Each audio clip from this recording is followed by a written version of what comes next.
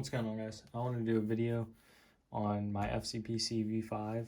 I just got this in, and I just got the other thing I was waiting on, which is their assault cummerbund.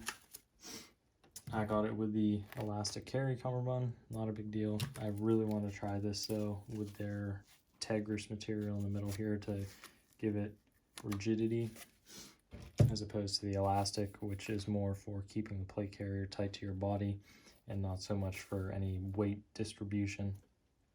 So I'm going to take off my microfight and my candy pouch up here, and then I'll kind of strip the carrier down and show you some things I like about it, some things that I think are a little bit too much. The carrier tries a little too hard to do. So I'll cut here, I'll take this stuff off, and then we'll get right into it. Okay, so when you get your FCPC V5, it's going to come sort of like this. It's going to come without the quam buckles and the cummerbund if you buy just the base configuration. This one does have an AXL zip, admin zip for it, which is really nice. Huge play in my book. If you're thinking about it, definitely do it. These are a lifesaver. But your FCPC is going to come with one cobra buckle and one D-ring. I really like this cobra buckle. It's similar to when I had my AVS. I had a cobra buckle on my AVS to basically pop the shoulder off to make it easier to put on and on, so you're not going completely over your head. You're more of swimming into it, kind of like a shirt.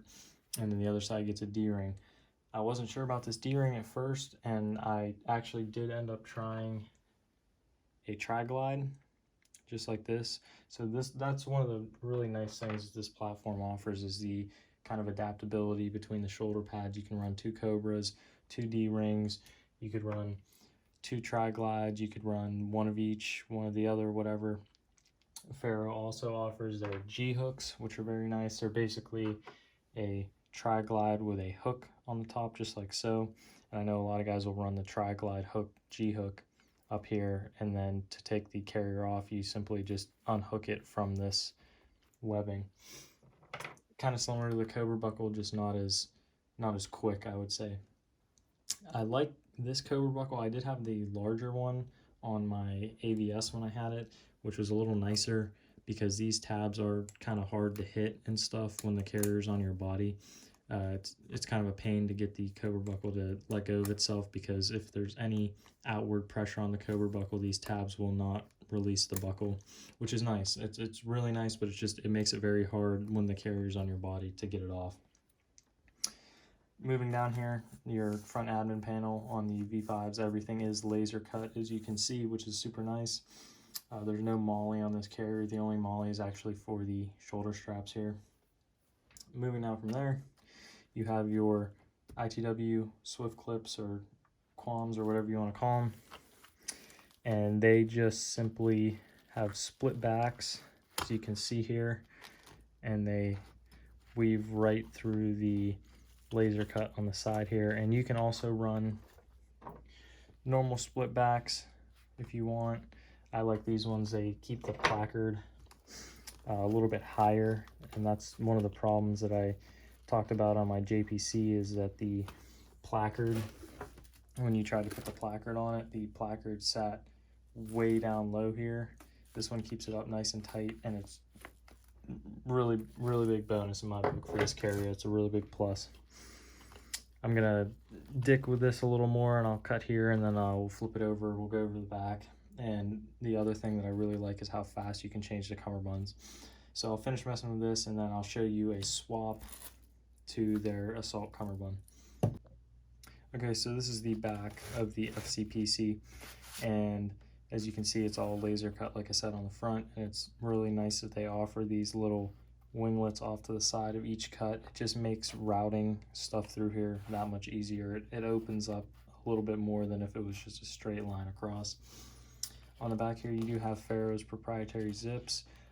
They do not work with like cry back panels and stuff, which kind of sucks, but I mean, that's how these companies have to make money. I don't know how well you'll be able to see, but cry zipper is completely different than Ferro's, so unfortunately it doesn't work. I'm sure someone makes adapters for cry panels, or maybe even Spiritus panels, and that was one of the big reasons I kind of got rid of all my back panels and started switching to mini maps is because you molly it on and you kind of have a built-in quick detach method with the full Velcro back on the mini maps. But that's a video that I can leave below for you guys if you guys want to see that. So you have comms routing through the shoulder straps or up over your shoulder, however you prefer. Mine does have the padded shoulder sleeves, which is really nice. They're actually pretty comfortable for how thin they are. Can't talk, it's late. Comfortable for how thin they are. I was very surprised with those. Big benefit in my book. So moving down on the rear plate bag here to actually get the cummerbund off, you have to open up the plate bag.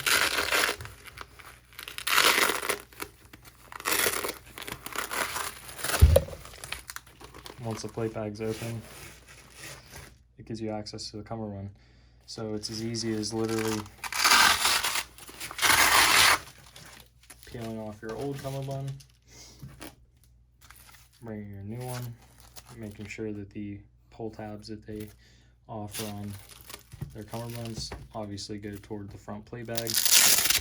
It'd be kind of useless if you put this toward the front.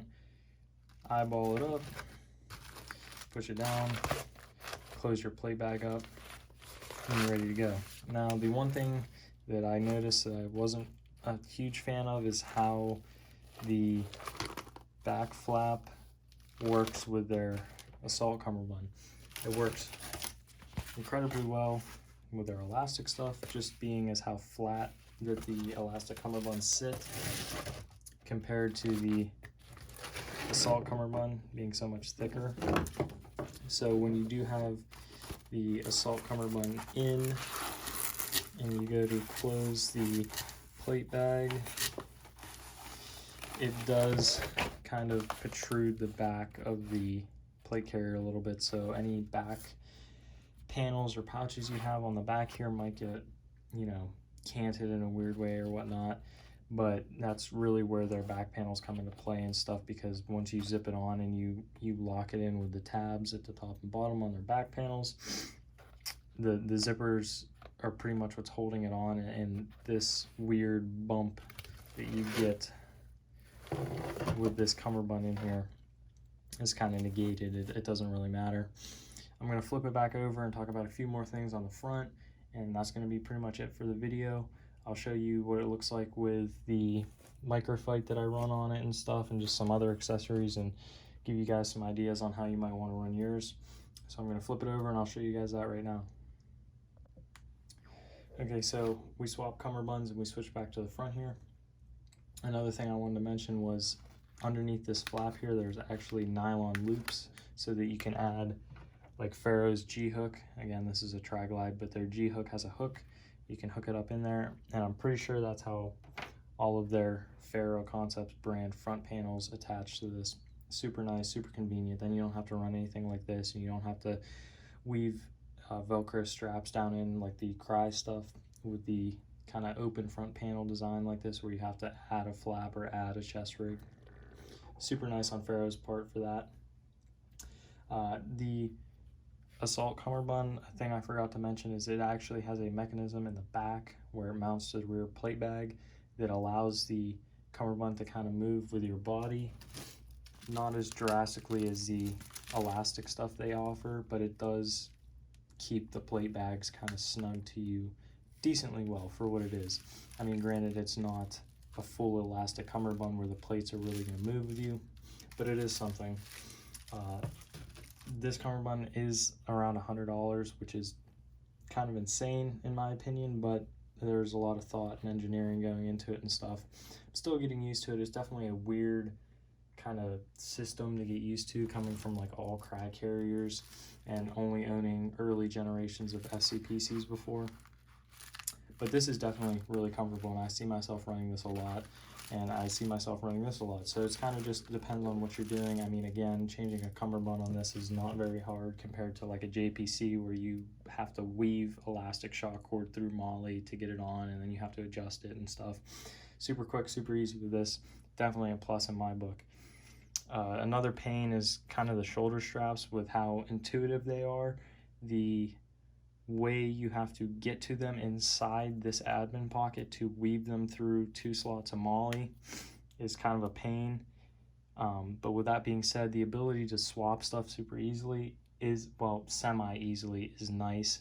I actually got this and these were flipped. It took me about 15 minutes to reverse them and put the Cobra on this side and the D-ring on this side, which was kind of a pain in the ass, but I mean, you know, it is what it is. It's still a really good system and stuff, and that's why a lot of guys will run these with 2 Cobras. They'll just do it once and get it over with, so it doesn't matter. They can dump their plate carrier off really quick if they need to, but if anyone tries to tell you they can weave Ferro shoulder straps in under 15 minutes, they're full of shit. And the AXL zipper, with it being as nice as it is and as easy as it is, it's also a pain in the ass because it weaves through this as well to secure it in here, which is, again, really nice when it's in and it's really secure, but it's a pain in the ass to try and get it in. But yeah, I'll throw some stuff on here. I don't want to make the video too long. There's plenty of other good videos on YouTube about in-depth FCPC reviews and stuff, so I'll throw some stuff on and kind of show you how I would run it. And yeah, if you guys have anything else you want to see, just let me know. So I'll switch over to that right now, and that'll be it. All right, we're back with kind of the same setup that was in the beginning of the video. Again, this is how I run pretty much all my plate carriers, with a microfight and like a candy up top here just to expand on the admin pocket.